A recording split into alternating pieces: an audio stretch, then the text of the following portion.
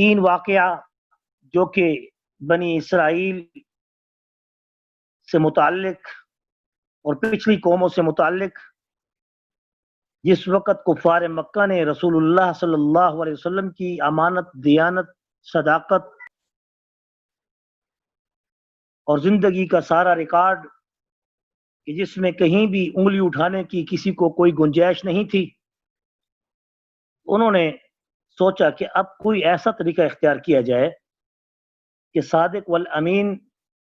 محبوب کریم محمد الرسول اللہ صلی اللہ علیہ وسلم کو ایسا کوئی سوال کر لیا جائے کہ جس کا جواب یا تو ان کو آئے نہیں، نعوذ باللہ من ذالک، اور یا پھر وہ اگر دیں تو اس کو جھٹلایا جا سکے۔ انہوں نے اپنے دو بڑے سردار، جن کو انہوں نے مدینہ منورہ بھیجا جہاں حضور کی ہجرت ہونی تھی، اور ابھی آپ اسی مکہ المکرمہ میں ہی تھے کہ انہوں نے اس قسم کے سوال کرنے کے لیے ان لوگوں سے جو کہ مدینہ میں یہود کے بڑے بڑے عالم تھے ان کے پاس بھیجا۔ تو انہوں نے تین سوال جو کہ پچھلے درس میں گزر چکے ہیں وہ کر کے اس بات کی دلیل اور ثبوت کو پیش کرنا چاہا کہ اگر یہ نبی برحق ہیں تو ان کو ان سوالوں کے جواب آئیں گے، اور اگر ان سوالوں کے جواب نہیں دیں گے تو گویا ان پر کوئی وحی وغیرہ اللہ کی طرف سے نہیں آتی، اور اگر یہ غلط جواب دیں گے یا اپنی طرف سے کوئی بات گھڑیں گے نعوذ باللہ من ذالک، تو ہم ان پر جو صادق والامین کا جو خطاب بچپن سے آ رہا ہے اس کی نفی کر دیں گے۔ اصل بات یہ تھی جو آج کی درس کا خلاصہ اس لیے پھر دوبارہ پیش کر رہا ہوں تاکہ آپ کے ذہنوں میں یہ بات واضح رہے کہ یہ تین سوال رسول اللہ صلی اللہ علیہ وسلم سے حارث بن نضر اور دوسرے سردار نے کیوں کیے تھے۔ اس کی وجوہات یہی تھیں۔ اب یاجوج ماجوج کا یہ ذکر ان قرآنی آیات میں جس قدر اللہ تعالیٰ نے ہمیں بتایا ہے، اس سے بڑھ کر اور جو تاریخی واقعات ہیں یا اسرائیلی واقعات ہیں یا کسی کی آج کی تحقیق ہے، وہ درست بھی ہو سکتی ہے، غلط بھی ہو سکتی ہے۔ جیسے کہ ابوالکلام آزاد رحمۃ اللہ علیہ نے اپنی تحقیق یہ پیش کی ہے کہ یہ جو جوج ماجوج، جس کو ہم یاجوج ماجوج، جو کہ قرآنی آیات سے جن کا لفظ یاجوج ماجوج ہے، یہ دراصل پہاڑی اقوام ہیں۔ ان کی تاریخ، ان کی تحقیق یہ کہتی ہے کہ یہ قبائل کے پٹھان لوگ ہیں جن کے اندر قتل و غارت کوٹ کوٹ کے بھری ہوئی ہے، اور ان کی جنگیں اور ان کی لڑائیاں مشہور لوگوں میں مشہور ہیں۔ ایسے ہی پھر اس دیوار کے بارے میں جس کو بنایا گیا، اب یہ جو روایت میں نے بتا دی ہے اس سے اب کیا اخذ کیا جا رہا ہے کہ یہ بات غلط بھی ہو سکتی ہے، صحیح بھی ہو سکتی ہے۔ اب کیوں غلط ہو سکتی ہے؟ کیونکہ قرآن نے نہیں بتایا، اور صحیح کیوں ہو سکتی ہے کہ قرآن نے اس کی نفی بھی نہیں کی۔ قرآن مجید نے یہ نہیں کہا کہ یہ سد ذوالقرنین جو ہے، سد ذوالقرنین یہ قیامت تک رہے گی، قرآن نے اس کی تصدیق نہیں کی۔ تو اب وہ قوم اس میں جو رہ رہی ہے کیا وہ موجود ہے؟ اب اس کی بھی نفی نہیں کی جا سکتی، کیونکہ رسول اللہ صلی اللہ علیہ وسلم کی جو صحیح حدیث ہے، جو آپ صلی اللہ علیہ وسلم نے صحیح مسلم کی روایت سے پیش کی ہے، جسے معارف القرآن نے بھی نقل کیا ہے، تفسیر ابن کثیر نے بھی نقل کیا ہے، کہ آپ صلی اللہ علیہ وسلم کا فرمان ہے کہ قرآن کی نص صحیح ہے وَجَعَلْنَا ذُرِّيَّتَهُ هُمُ الْبَاقِينَ، کہ اے نوح علیہ السلام، ہم آپ کی ذریت کو بڑھائیں گے اور وہ ذریت زمین پر باقی رہے گی،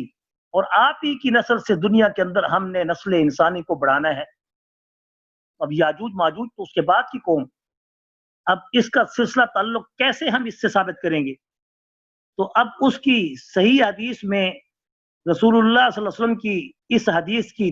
تائید میں ایک ضعیف حدیث حضرت یافس بن نوح، جو حضرت نوح علیہ السلام کے تیسرے بیٹے تھے،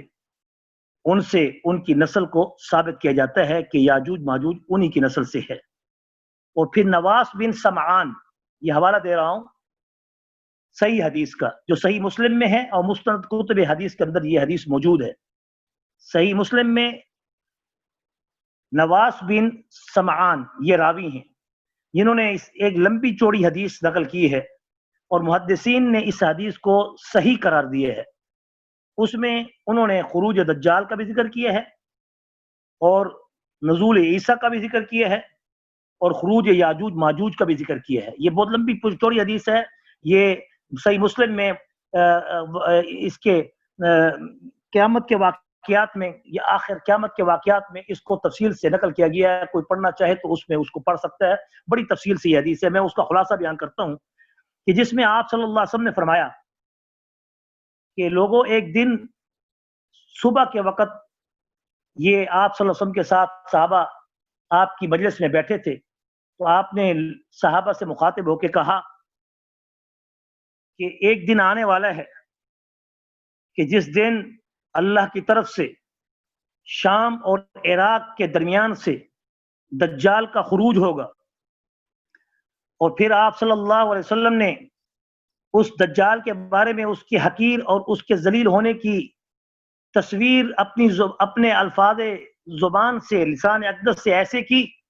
کہ صحابہ کرام اس نقشے کو، ان الفاظ کو اپنے نقشے میں اپنی آنکھوں میں سمو رہے تھے اور سمجھ رہے تھے، جیسا کہ ان کو اس کی شکل بھی حضور اکرم صلی اللہ علیہ وسلم کے الفاظ کے کہنے میں دکھائی جا رہی ہے، جیسے آج ویڈیو کی شکل میں دکھائی جاتی ہے۔ یہ بعید نہیں ہے کہ حضور صلی اللہ علیہ وسلم جب بات کرتے ہوں اور اس واقعہ کو جو قیامت کے قریب آنے والے واقعات ہیں، یا جو پہلے واقعات بنی اسرائیل کے گزر چکے ہیں، تو میرا یہ ایمان ہے کہ آج تو اس کا انکار کوئی نہیں کر سکتا کہ ویڈیو وغیرہ آپ پرانی بھی، نئی بھی، جدید بھی، آنے والے واقعات کی بھی بنا کر بطور سیمپل بھی پیش کر سکتے ہیں۔ تو میرے محبوب محمد مصطفیٰ کا یہ معجزہ ہے کہ جب آپ کوئی واقعہ پیش کرتے تھے تو صحابہ کے سامنے اس کی اسکرین پر ان کی آنکھوں میں باقاعدہ تصویر بھی، منظر کشی بھی، اور اس کا ذکر بھی بطور تصور بھی اور بطور ظاہر بھی ان کے سامنے چل پڑتا تھا، جیسا کہ اللہ تعالیٰ نے رسول اللہ صلی اللہ علیہ وسلم کے سامنے بیت المقدس کی پوری تفسیر سامنے کر دی تھی۔ اب بتاؤ اے میرے محبوب کہ اس کی کھڑکیاں کتنی ہیں، اس کے شتیر کتنی ہیں، اس کے دروازے کتنے ہیں، کیوں پریشان ہوتے ہو میرے محبوب؟ ہم نے ٹیکنالوجی آپ کے ہاتھ میں بند کر کے رکھی ہوئی ہے۔ سبحان اللہ۔ میرے محبوب محمد مصطفیٰ صلی اللہ علیہ وسلم نے جب دجال کا فتنہ اور اس کی تصویر کشی کی تو آپ نے فرمایا وہ ایک خوفناک شکل کا بدوی اور سیاہ رنگ کا وہ ایک جوان شخص ہوگا کہ جس کے چہرے پر اللہ کی طرف سے پھٹکار ہوگی، اور اس کی پھٹکار کی ذلت کی تصویر اس کی ایک آنکھ کانی ہوگی، اور اس حال میں کہ پھر آپ نے فرمایا کہ اس کے ہاتھ پر خرق کے عادت واقعات بھی پیش ہوں گے۔ وہ دجال کھجوروں کے جھنڈ میں ہوگا۔ جب آپ نے کہا نا یہ دجال کھجوروں کے جھنڈ میں ہوگا، تو اس موقع پر صحابہ کرام متفکر ہوئے، تو آپ نے پھر فرمایا کہ جب حضور اکرم صلی اللہ علیہ وسلم نے فرمایا کہ وہ دجال کھجوروں کے جھنڈ میں سے ہوگا، یعنی قریب ہی تمہارے موجود ہے۔ جب آپ صلی اللہ علیہ وسلم نے یہ فرمایا تو مکہ مکرمہ کی زمین پر آپ صلی اللہ علیہ وسلم نے جب یہ کہا کہ قریب ہی تمہارے موجود ہے، تو صحابہ کہتے ہیں ہم پھر ایسے محسوس کرنے لگے کہ جیسا کہ یہ شام اور عراق کے درمیانی حصے سے خروج ہوگا، وہاں سے یہ نکلے گا۔ اسی طرح پھر نبی کریم صلی اللہ علیہ وسلم نے اس کے خرق کی عادت واقعات کے بارے میں بتایا کہ اس کے ہاتھ پر، یعنی جیسے آج ٹیکنالوجی ہے، وہ بھی ٹیکنالوجی کے ساتھ بھی ہو سکتا ہے، کیونکہ ایسی واقعات اس کے ہاتھ سے ہوں گے کہ وہ اشارہ کرے گا تو بادل برسنا شروع ہو جائیں گے۔ تو کیا چیز ہوگی؟ آخر دنیا دار الاسباب ہے، کوئی بھی شخص اس دنیا میں آئے گا سوائے نبی کے معجزے کے، اور ہر شے وہ اپنے سبب کی محتاج ہے۔ اس لیے جادو اور معجزے میں یہی فرق ہے کہ معجزے میں کوئی سبب نہیں ہوتا، یہ بات انڈرسٹوڈ ہے، اور فقہا کا متفق علیہ مسئلہ ہے کہ جادو جو ہے وہ خرق کی عادت واقعہ ہوتا ہے، وہ بھی انسان کی عقل کو حیران کر دیتا ہے، اور ایسے ہی یہ معجزہ بھی انسان کی عقل کو حیرت میں ڈال دیتا ہے۔ لیکن معجزے اور جادو میں فرق یہ ہے کہ معجزہ کسی سبب کا محتاج نہیں ہوتا، اور جادو جو ہے وہ کسی سبب کا محتاج ہوتا ہے۔ اب اس میں بہت سی باتیں ہیں، بہت لمبا ٹاپک ہے، اس پر بات آگے بڑھ جائے گی. میں اسی پہ اکتفا کر کے آگے بات کرنا چاہوں گا کہ جب وہ دجال جب بادلوں کی طرف اشارہ کرے گا تو گویا کوئی اس کے پاس ٹیکنالوجی بھی ہو سکتی ہے، وہ ہواؤں کو رخ بھی موڑ سکتا ہے ٹیکنالوجی کے ذریعے، یا وہ ایسی بھاپ یا ایسی کوئی چیز اختیار کرے گا کہ جیسے کہ سیدنا عیسیٰ کے بارے میں ہے کہ اللہ تعالیٰ عیسیٰ علیہ السلام کو جب اس دنیا پہ لے آئیں گے تو ان کی سانس میں اتنی طاقت ہوگی کہ جہاں وہ سانس پھینکیں گے کسی کافر پر، کسی یہودی پر، کسی مشرک پر، تو وہ سانس جب آپ نکالیں گے تو جہاں تک آپ کی نظر پڑے گی وہاں تک وہ سانس اس شخص کو بھسم کر کے آگ میں یعنی جلا کے راکھ کر دے گا. یہ بھی اب ایک سبب، لیکن یہ معجزہ ہے. یہ کیا ہے؟ معجزہ ہے. اور وہ کیا ہے؟ دجال کا جو عمل ہوگا وہ بھی خرق عادت ہوگا، لیکن وہ معجزہ نہیں ہوگا، وہ اللہ کی طرف سے وہ بھی ودیعت شدہ ہوگا، اس میں بھی کوئی شک نہیں، لیکن وہ اسباب کے پھر بھی تابع ہوگا. تو اس لیے علماء کرام یہ کہتے ہیں کہ معجزہ براہ راست اللہ کی قوت اور اللہ کا اظہار حق ہے. اور اگر کسی شیطان ابلیس کو یا اسی طرح اللہ تعالیٰ نے اگر دجال کو جو طاقت دینی ہوگی وہ اللہ تعالیٰ نے دنیا میں اسباب کو اس کے لیے مہیا کر دینا ہوگا. اس لیے بعض علماء نے یہ لکھا ہے کہ سیدنا سلیمان علیہ السلام، سیدنا ذوالقرنین علیہ السلام کو نبی اس لیے نہیں کہہ سکتے کہ اللہ تعالیٰ نے فرمایا ہے ہم نے ان کے لیے اسباب ان کو مہیا کی، اور نبی کے لیے اللہ اسباب مہیا نہیں کرتا. یہ دلیل ہے کہ وہ ایک اللہ کے نیک بندے ضرور تھے، لیکن وہ مسلمان تھے، مشرک نہیں تھے. جو آج کا جو سیدنا عیسیٰ ابن مریم علیہ السلام سے 350 سال پہلے آنے والا جو آخری سکندر اعظم ہے، سائرس جس کو کہتے ہیں یونانی وغیرہ، جس کو ذوالقرنین یونانی کہتے ہیں، وہ ذوالقرنین نہیں تھا جس ذوالقرنین کے بارے میں 2000 سال پہلے جو آیا تھا. آخری ذوالقرنین سے، سکندر اعظم سے جو آخری ہے، جو ارسطو کا اس کا استاذ تھا اور ذوالقرنین کا وہ وزیر بھی تھا، اور ارسطو افلاطون کا شاگرد تھا. یہ اور ہے، یہ مشرک ہے، یہ فلسفی تھا. اس کا کسی کتاب پر، انجیل پر، زبور پر، پچھلی کتابوں پر یعنی حدیث پر تو ایمان ہو نہیں سکتا کیونکہ وہ پہلے آیا تھا. تو اس لیے اس کا زبور پر اور تورات پر کوئی ایمان نہیں تھا، بلکہ وہ ایک مشرک تھا اور فیلسوف تھا کہ جو اپنے فلسفے کے ذریعے سے اس نے دنیا پر حکومت کی اور اس کے بعد آگے بڑھتا گیا. یہاں یہ ذکر کرنا مقصود ہے کہ دجال جب آئے گا تو دجال وہ جھنڈوں میں سے آئے گا جو مکہ مکرمہ کے قریب شام اور عراق کا درمیانی حصہ ہوگا، جہاں سے وہ شخص نکلے گا جس کے سخت پیچدار بال ہوں گے. یہ بھی اس کی نشانی حضور نے بتائی، نقشہ کھینچا کہ دجال کے سخت پیچدار سخت قسم کے بال ہوں گے، اور اس کی ایک آنکھ اوپر کو ابھری ہوئی ہوگی اور دوسری آنکھ سپاٹ ہوگی. ایک آنکھ ابھری ہوئی ہوگی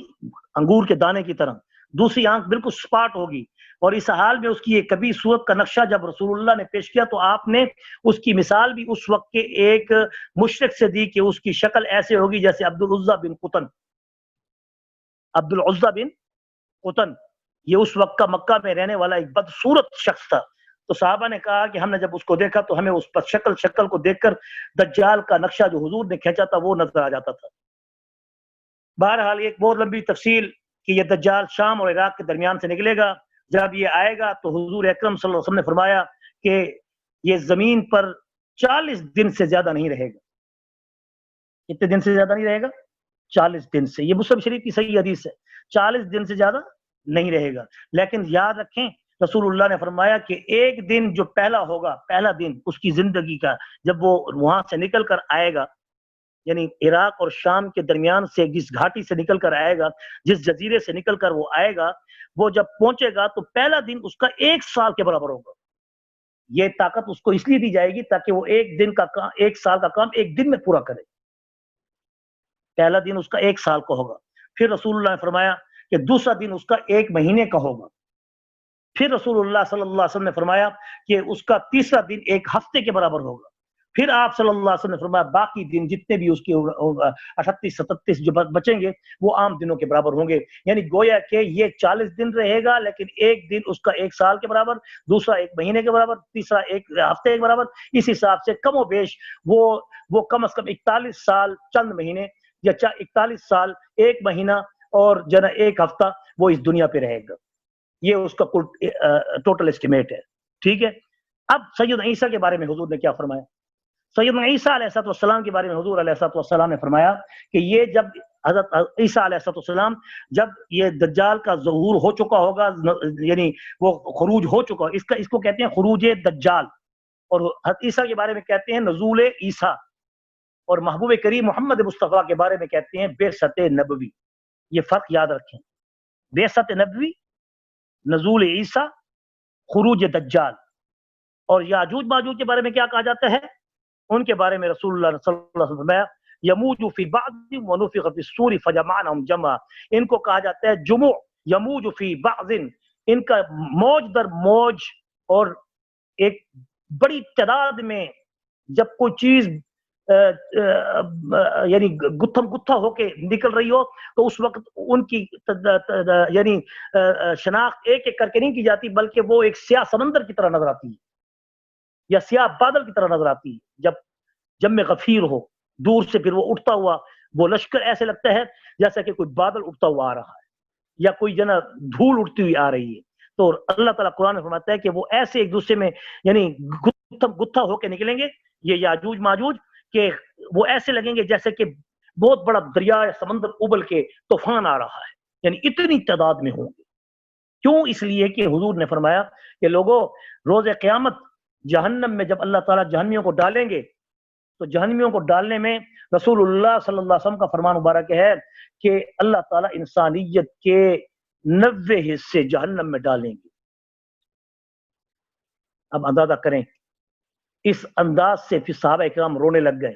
یا رسول اللہ پھر ہم ان میں کیسے ان قلیل لوگوں میں آئیں گے کہ ہم جنت میں بھی جا سکیں؟ تو حضور نے فرمایا کہ اللہ تعالیٰ انسانیت کی اس تقسیم میں جو جہنم میں اتنی تعداد میں، یعنی ایک بندہ جنت میں جائے گا تو 99 بندے جہنم میں جائیں گے، تو اس کی ترتیب کیا رکھیں گے؟ اللہ تعالیٰ بنی نو انسان کو یاجوج ماجوج کی قوم سے الگ کر دیں گے، اور یاجوج ماجوج تمہاری آبادی کا 99% زیادہ حصہ ہوں گے. یہ تو حدیث شریف میں آتا ہے کہ 10 گنا تم سے زیادہ ہوں گے، 10 گنا وہ زیادہ ہوں گے. کہ ایک بندہ جنت میں جائے گا تو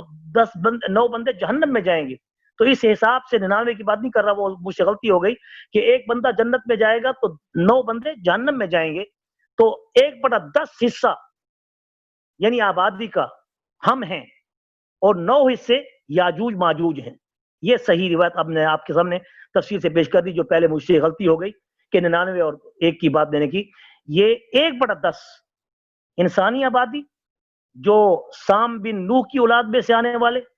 حام بن نوح کی اولاد میں سے آنے والے، یعنی یہ ایشین جو ہیں یہ سام بن نوح کی اولاد میں سے ہیں، اور جو افریقن ہیں یہ حام بن نوح کی اولاد میں سے ہیں،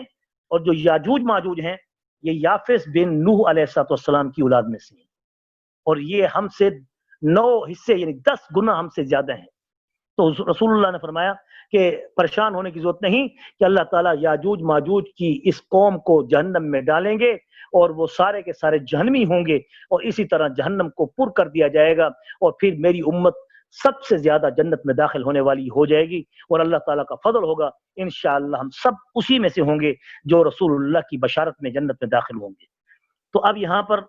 ذکر اس کا بھی آ گیا کہ دجال کے بعد پھر یہ لوگ یعنی یہ یاجوج ماجوج پھر یہ نکلیں گے، اور اس کے بعد یہ زمین پر پھیل جائیں گے. اور اس حال میں کہ جب یہ تبری کے اس دریا سے گزریں گے جس دریا پر پانی کبھی خشک نہیں ہوتا، تو اس موقع پر یہ اس تبری کے سارے پانی کو خشک کر دیں گے. اور سیدنا عیسیٰ کے نزول کے بارے میں کیا فرمایا کہ جب سیدنا عیسیٰ علیہ السلام آسمان سے اتریں گے تو دمشق کے مسجد کے سفید مینارے پر وہ اتریں گے. اب تک اس مینارے کا رنگ کوئی اور تھا. اب یہ قرب قیامت ہے جو تحقیقاً میں پیش کر رہا ہوں، اور اس کا ذکر کسی بہت بڑے عالم مستند نے اس کا ذکر کیا تھا. میرا خیال میں مولانا امیر اوکاڑوی رحمۃ اللہ علیہ استاد محترم نے اپنے مناظرے میں ہمیں یہ سبق کے دوران یہ بتایا تھا کہ اس وقت دمشق کا جو مسجد کا مینار ہے وہ سفید ہو چکا ہے, اس کو اب سفید کیا جاتا ہے, حالانکہ اس کا رنگ پہلے کوئی اور تھا. تو حضرت عیسیٰ علیہ السلام رسول اللہ کی اس حدیث کے مطابق کہ دمشق کے سفید, یہ حدیث کے الفاظ ہیں, دمشق کے سفید مینارے پر سیدنا عیسیٰ علیہ السلام کو اتارا جائے گا, اور اس حال میں جس وقت آپ علیہ السلام دو فرشتوں کے پروں پر ہاتھ رکھے ہوئے ہوں گے, اللہ اکبر, دائیں طرف جبرائیل ہوگا, بائیں طرف میکائیل ہوگا, ان کے پروں کے اوپر ہاتھ رکھے ہوئے, یعنی گویا کے فرشتے بھی نظر آئیں گے, اور وہ فرشتے ایک خوبصورت پرندوں کی شکل میں ہوں گے, اور وہ پرندے حضرت عیسیٰ کو آسمان معلّہ سے چوتھے آسمان سے اتارتے ہوئے آتے آتے آتے آتے لوگ دیکھیں گے یہ نقشہ بھی کہ آسمان معلّہ سے آنے والی کوئی مخلوق آسمان سے آ رہی ہے, اور وہ چھوٹے پرندے نہیں ہوں گے, پوری زمین و آسمان کو گھیرے ہوئے ہوں گے. جو وہ قریب آئیں گے تو اس کے بعد حضرت عیسیٰ علیہ السلام کا وجود اقدس جو انسانی وجود ہوگا, جو انسانی وجود کے مطابق 7 فٹ یا 8 فٹ, بعض علماء نے لکھا ہے کہ وہ اسی ہی انسانی زندگی میں, انسانی طبائع میں, جو ہماری زندگی میں نبی کریم صلی اللہ علیہ وسلم کی جو امت ہے جن کے وجود 6 فٹ ہیں یا زیادہ سے زیادہ 7 فٹ ہیں یا 6.5 فٹ ہیں, تو ان کے مطابق آپ کا قد مبارک ہوگا, اور وہ دونوں فرشتوں کے پروں پر اپنے دونوں ہاتھوں کو رکھتے ہوئے نیچے اس مینار پر آ کے اتریں گے, اور اس سفید مینارے پر جو ہی اتریں گے تو آپ اپنے سر مبارک کو نیچے کیے ہوئے ہوں گے, سر مبارک آپ کا نیچے ہوگا, اور اس حال میں آپ کے پانی کے قطرے سر سے ایسے گر رہے ہوں گے جیسے کہ ابھی کوئی شخص غسل کر کے آ رہا ہو. اللہ اکبر, یعنی آپ کو غسل بھی کرایا جائے گا. زمین کی دنیا میں آ رہے ہیں, اب اس دنیا پہ طہارت پانی سے ہے, ادھر طہارت نورانی تھی, یہاں طہارت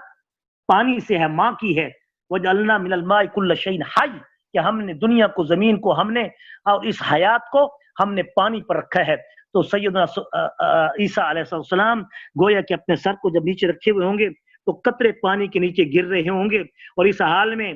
پھر آپ ان کو جھڑکیں گے, تو پھر جب سر کو اوپر کو اٹھائیں گے تو اس وقت جو متفرق پانی کے قطرے اور گریں گے وہ چاندی کی رنگت میں موتیوں کی طرح صاف شفاف آپ کے سر سے نیچے گریں گے, اور بڑے ہی خوش نصیب ہوں گے وہ لوگ جو اس منظر کو دیکھ رہے ہوں. اسی طرح پھر ان کو جو اللہ تعالیٰ جو یعنی ہر کی عادت ان کے ہاتھ میں طاقت دیں گے, وہ کسی سبب کی محتاج نہیں ہوگی. بہرحال ایک لمبی تاریخ ہے. اس موقع پر پھر اصل مقصد جو میں بیان کرنا چاہ رہا ہوں وہ یہ ہے کہ یہاں یاجوج ماجوج کا ذکر آ رہا ہے, تو پھر سیدنا عیسیٰ علیہ السلام جب آ جائیں گے تو اس کے بعد حق تعالیٰ یاجوج ماجوج کو کھول دیں گے. یہاں اس آیت میں یہی ذکر ہے, وَقَانَ وَعْدُ رَبِّ حَقًّا, اور پیچھے ذکر ہے کہ ہم اس کو پھر اپنی طاقت سے اور قوت سے دکا برابر کر دیں گے, کھول دیں گے. اب یہ ایک تفصیل تھی جو میں نے آپ تک حدیث کی صحیح مسلم کی صورت میں پیش کر دی. تو اس صحیح مسلم کی صحیح حدیث کی تشریح میں اس آیت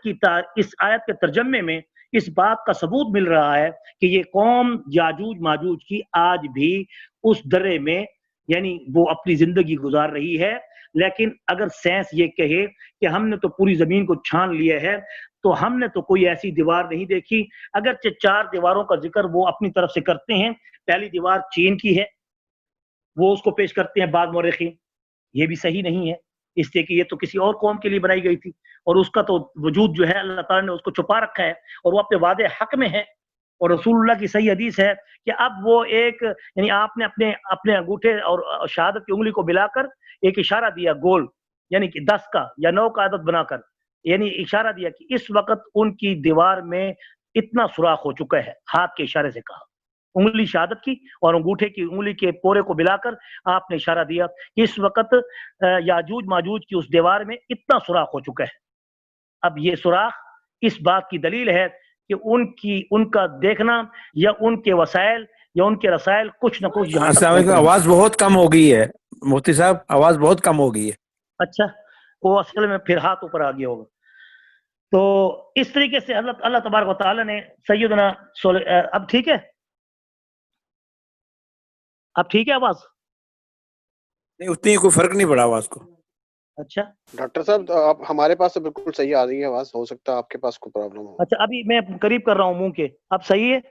جی ٹھیک ہے مفتی صاحب سیم جا رہی ہے، صحیح ہے. ٹائم بھی تھوڑا اچھا آخری 10 منٹ چل رہے ہیں ابھی. اچھا چلو اس کو ختم کرتے ہیں، بس یہ بہت لمبی ہو گئی ہے تفسیر. تو میں اصل میں یہ کیونکہ تفسیر کا مقصد بھی یہی ہوتا ہے کہ وہ چیز جو کہ رسول اللہ صلی اللہ علیہ وسلم کی احادیث سے صحیح ثابت ہے وہ آپ تک پہنچائی جائے، تاکہ کسی قسم کی جو روایات آپ ادھر ادھر سے ہم سن چکے ہیں اور بعض واقعات ہم نے بچپن میں سنے ہوتے ہیں ان کی تحقیق ہونی چاہیے. تو پہلی دیوار چین کی ہے، جس کے بارے میں کہا جاتا ہے کہ یہ فغفور بادشاہ تھا جس نے اس کو بنایا، یہ بھی نہیں. دوسری دیوار دربند وسط ایشیا کی ہے، جو بخارا اور ترمز کے علاقے میں مغل بادشاہ تیمور نے بنائی تھی، یہ بھی صحیح نہیں ہے. اس پر میں نے ایک دفعہ مسجد الغامم میں سید ذوالقرنین پر انشاءاللہ کی فضیلت میں نے 3 جمعے پڑھائے تھے، مجھے ابھی تک وہ جمعے سامنے یاد آ جاتے ہیں. تو تیسری دیوار داغستان کی ہے، داغستان کا جو علاقہ ہے. اور چوتھی دیوار جو مغرب کے جانب ایک کاکیشا کے بہت بلند حصے کی جو پہاڑی سلسلہ ہے قفقاز کا یا کوہ کاف کا، اس کے بارے میں مشہور ہے. یہ جتنی بھی دیواریں جو بتائی گئی ہیں یہ ساری کی ساری دیواریں شمالی علاقے میں ہیں. اور قرآن بھی یہی کہہ رہا ہے کہ حضرت ذوالقرنین نے جو تیسرا سفر کیا تھا اذا بلغ بین السدین، وہ ان 2 پہاڑوں کی طرف کیا تھا، ان 2 دروں کی طرف کیا تھا کہ جن 2 پہاڑوں کے درمیان ایک درہ تھا، اور اس درے سے یاجوج ماجوج کی قوم داخل ہوتی تھی اور ان کو آکے آبادی کو آکے نقصان دیتی تھی. تو قرآن نے بھی سدین سے شمالی علاقے کے، کیونکہ اللہ تعالیٰ نے قرآن مجید میں جو ذکر کیا ہے وہ شمالی علاقوں کا ذکر ہے جو کوہستانی علاقے ہیں. تو شمال کی طرف آپ کا یہ ثبوت اس بات کی دلیل ہے کہ جتنی بھی یہ 4 دیواریں ہیں کم سے کم ان کی تحقیق اتنی ہے کہ یہ سارے کے سارے شمالی علاقوں میں ہیں. لیکن اس کے بارے میں 2 دیواروں کے متعلق تو تحقیق نہیں ہے، یعنی وہ اس کی نفی کی گئی ہے. اور 2 دیواریں جو ہیں جن کے بارے میں بتایا گیا ہے کہ وہ دربند کے 2 دیواریں ہیں، ان کے اندر کوئی تھوڑی سی بحث ہے، جس میں ایک قول حضرت انور شاہ کشمیری رحمۃ اللہ علیہ کا بھی ہے کہ اس سے مراد کوہ کاف جو ہمارے علاقے میں یہ چودوان سے دائیں طرف جو علاقہ ہے درابن کا، اس کو درابن کہتے ہیں، آج بھی اس کا نام درابن ہے. اور درابن کہتے ہیں دربند سے، دربن اصل میں دربند تھا، دربند سے بگڑتے بگڑتے درابن ہو گئی ہے. تو اس میں آج بھی ایک پہاڑی ایسی ہے اور سلسلہ اتنا لمبا ہے کہ جو کوئٹہ کی طرف راستہ جاتے ہیں، جس سے آج کا سی پیک کا راستہ نکال رہے ہیں، یہ بہت مشہور واقعہ ہے. اور یہاں پر آج بھی آپ جائیں تو ہمارے علاقے کے لوگ وہاں پہنچ نہیں سکتے، لیکن جو پھر چاہتے ہیں تو ان کو تقریباً 1 ہفتہ لگ جاتا ہے اس کو ایک کاف تک چڑھتے ہوئے اس پہاڑی پر، جس کو تخت سلیمان کہتے ہیں. یہ تخت سلیمان آج بھی موجود ہے. وہاں پر جانے والوں نے جو محنت کر کے وہاں پہنچے ہیں، انہوں نے وہاں کی ویڈیوز بنائی ہیں وغیرہ وغیرہ، یہ نیٹ پہ موجود ہیں. تو انہوں نے وہاں پر دیکھ کر کے وہ سارا کا سارا کالا سیاہ پہاڑ ہے، لیکن جب قریب سے جا کے دیکھا تو وہاں سارے کے سارے چمگادڑ ہیں. اور وہ ایسے پلین ہے کہ جیسے کوئی پیڈ بنا ہوتا ہے ہوائی جہاز کے، اس کے لیے ہیلی کاپٹر کے لیے. اور اس کے متعلق وہ مشہور ہے کہ سیدنا سلیمان علیہ السلام کا جو تخت آسمان پہ اڑتا تھا، اللہ اکبر، تو وہ کہیں نہ کہیں پڑاؤ کرتا تھا. تو وہ ان کے بارے میں مشہور ہے کہ وہاں پر اس کے وہ تخت کے پیڈ کی وہ جگہ موجود ہے جہاں پر سلیمان علیہ السلام کا تخت یہاں اترا ہے. بہرحال یہ روایات میں آتا ہے، اور اس کو حضرت مفتی تقی عثمانی مدظل اللہ عالی نے یہ جہاندیدہ ایک کتاب ہے، بڑی مشہور و معروف کتاب ہے، جن میں 20 ممالک کے سفر ہیں. اب تو میں خیال میں جدید بھی ہو چکی ہوگی، مزید بھی آ گئے ہوں گے. ان میں بڑے تاریخی حقائق اور واقعات سے انہوں نے اس کو مزین کیا ہے. وہ پڑھنے کے قابل ہے، ناولوں سے بہتر ہے کہ اس جہاندیدہ کتاب کو پڑھا جائے. تو اسی طرح سے وہ ایک دیوار یہ ہے، یہ ایک قول حضرت انور شاہ کشمیری رحمۃ اللہ علیہ کا ہے. اور دوسرا قول کیا ہے؟ وہ یہ ہے کہ وہ دیوار ٹوٹ چکی ہے. یہ بھی مفسرین کا قول ہے. وہ یہ کہتے ہیں کہ تتاری اسی قوم کا نام ہے جو یاجوج ماجوج میں سے یہاں سے نکل کر آ کر انہوں نے زمین پر ایسی یعنی قتل و غارت کی کہ جس کی تاریخ میں نہ اب نہ پہلے کوئی اس کی مثال نہیں ملتی. آج تک اس کی مثال نہیں ہے. کتنے کروڑ انسانوں کو انہوں نے قتل کیا تھا، یہ بات تو ثابت ہے. یہ تو اب آپ تاریخ سے خود واقف ہیں. تو ہمارا مختصر یہ 4 دیواریں ہیں، ایک چین کی دیوار چین جس کو کہتے ہیں، دوسری وسط ایشیا کی دربند جو بخارا اور ترمز کی طرف جاتی ہے، تیسری دیوار داغستان کی، اور چوتھی دیوار قفقاز کی یا کوہ کاف کی جو کہ ایران کی طرف جا کے پھر ملتی ہے شمالی علاقہ جات سے ہمارے پاکستان میں درابن کے علاقے تک آتی ہے. بہت وسیع سلسلہ ہے پہاڑی. اور آج بھی وہاں پر جا کے اگر تحقیق کی جائے تو بہت سی ایسے واقعات ہیں جو انسان دیکھ کے حیران ہو جاتا ہے کہ وہاں سونا بھی ہے، وہاں لوہا بھی ہے، وہاں پتہ نہیں کیا کا کچھ ہے، لیکن کوئی بھی حکومت اس کی توجہ نہیں کرتی، اور کسی اللہ تعالیٰ نے کسی حاکم پاکستان کو اتنی غیرت نہیں دی کہ وہ غیرت کے ساتھ یہاں آ کر ان معدنیات والے سارے کے سارے بے غیرت بنانا رہے ہیں، اور سارے کے سارے امریکہ کے پالتو کتے ہیں۔ ناراض نہ ہونا، اس لیے ہمیں غصہ آتا ہے کہ ہمارے ملک کی معدنیات اور وسائل کو ان لوگوں نے اپنے ہاتھوں میں شکنجے میں بند کر رکھا ہے، اور نہ خود اس سے فائدہ اٹھاتے ہیں اور نہ امت کو فائدہ دیتے ہیں۔ آئیے ترجمہ قرآن کو دیکھ کے بات کو ہم ختم کرتے ہیں تاکہ اس آیت کی تشریح واضح ہو جائے۔ فَمَا اسْطَاعُوا أَن يَظْهَرُوهُ وَمَا اسْتَطَاعُوا لَهُ نَقْبًا، پس نہیں ان کے پاس یہ طاقت اور قوت کہ اب اس دیوار کے بعد وہ اس کے اندر زہر ہو سکیں یا اس پر چڑھ سکیں، اس درے کے اوپر اب وہ چڑھ نہیں سکتے۔ وَمَا اسْتَطَاعُوا لَهُ نَقْبًا، اور نہ ان کے پاس یہ استطاعت ہے نہ طاقت ہے کہ اس میں نقب زنی کر سکیں۔ نقب زنی اردو کا لفظ ہے، یا اس میں سوراخ کر سکیں، یا اس کے اندر کوئی خدرات پیدا کر کے اوپر چڑھ سکیں، یعنی اس کے اندر خدرات پیدا کرنے کی طاقت بھی ان کے پاس نہیں ہے کہ اس کے اندر کوئی ایسی چیز مار کے اس کو جو ہے نا خدرات کر کے اوپر چڑھ سکیں۔ قال ھذا رحمۃ من ربی، اب سیدنا ذوالقرنین نے جس وقت اس دیوار کو کھڑا کر دیا تو کہا یہ ہے میرے رب کی رحمت۔ فَإِذَا جَاءَ وَعْدُ رَبِّي جَعَلَهُ دَكًّا، پس جب آئے گا وعدہ میرے رب کا، جعلہ دکا، تو وہ کر دے گا اس کو ریزہ ریزہ، دکا برابر کر دے گا، راستہ کھول دے گا۔ وَكَانَ وَعْدُ رَبِّي حَقًّا، اور ہے پکی بات ہے، اور کانا کا ماضی کا صیغہ ہے، حالانکہ یہ کہ ماضی کا صیغہ جب کسی خبر پر ہو تو اس کا معنی یہ ہوتا ہے کہ یہ پکی بات ہے کہ ماضی میں نہیں اب یہ ہوگا۔ وَكَانَ وَعْدُ رَبِّي، اور ہے پکی بات ہے میرے رب کا وعدہ، حقا سچا۔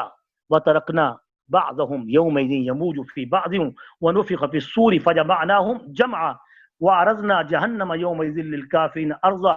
الَّذِينَ كَانَتْ أَعْيُنُهُمْ فِي غِطَاءٍ عَنْ ذِكْرِي وَكَانُوا لَا يَسْتَطِيعُونَ سَمْعًا۔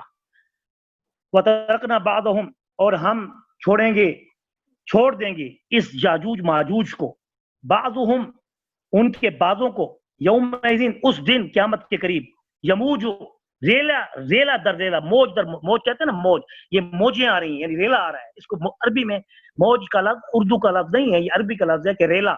موج، یموج موج سے ہے کہ وہ ریلے کی شکل میں موج در موج وہ ایسے آئیں گے جیسے کہ گھسے ہوئے ہیں ایک دوسرے کے اندر، فی بعض ایک دوسرے کے اندر گھس کے وہ اس دیوار سے نیچے اتریں گے جیسے کوئی چیز بہہ رہی ہو، اتنی تعداد ہوگی۔ ونفخ فی الصور، اور اس وقت پھر جب یہ زمین پہ آ جائیں گے تو پھر اس کے بعد یہ دنیا میں قائم رہیں گے اور پھر قتل و غارت کر دیں گے، حتیٰ کہ سیدنا عیسیٰ علیہ السلام کوہ طور پہ چلے جائیں گے اور لوگ اپنے اپنے قلعوں میں بند ہو جائیں گے، اور پھر عیسیٰ اللہ سے دعا کریں گے، پھر جب دعا ہوگی پھر اس کے بعد ان کو اللہ پاک کیا کر دے گا، ایک بیماری لگا دے گا، جو دانہ نکلے گا پھٹ جائیں گے اور پھر مر جائیں گے۔ جب یہ مر جائیں گے ایک ہی دن میں سارے مریں گے، یہ بھی حدیث میں آتا ہے، ایک ہی دن میں سارے مر جائیں گے۔ پھر عیسیٰ علیہ السلام پھر کوئی طور سے نیچے اتریں گے، جب آئیں گے آگے بڑھیں گے تو جب دیکھیں گے کہ ہر طرف لاشیں ہیں ان کی، یاجوج ماجوج کی، تو تعفن ہوگا، بدبو ہوگی، اللہ سے دعا کریں گے اللہ تعالیٰ اتنی لمبی بارش 40 دن کی کرے گا، صبح شام کہ کوئی زمین کا چپا اس بارش سے خالی نہیں ہوگا، پھر ان کی ساری گندگی اٹھا کر اللہ تعالیٰ دریا میں ڈلوا دیں گے، چاہے پرندوں کے ذریعے یا ایسے پانی کے ریلوں کے ذریعے، یعنی بہت بڑی بارش ہوگی جو دنیا کی تاریخ کی آخری بارش اور بڑی بارش ہوگی۔ فجمعناہم، پھر اس کے بعد فرمایا ونفخ فی الصور، یاجوج ماجوج آخری نشانی ہے، پھر اس کے بعد ہم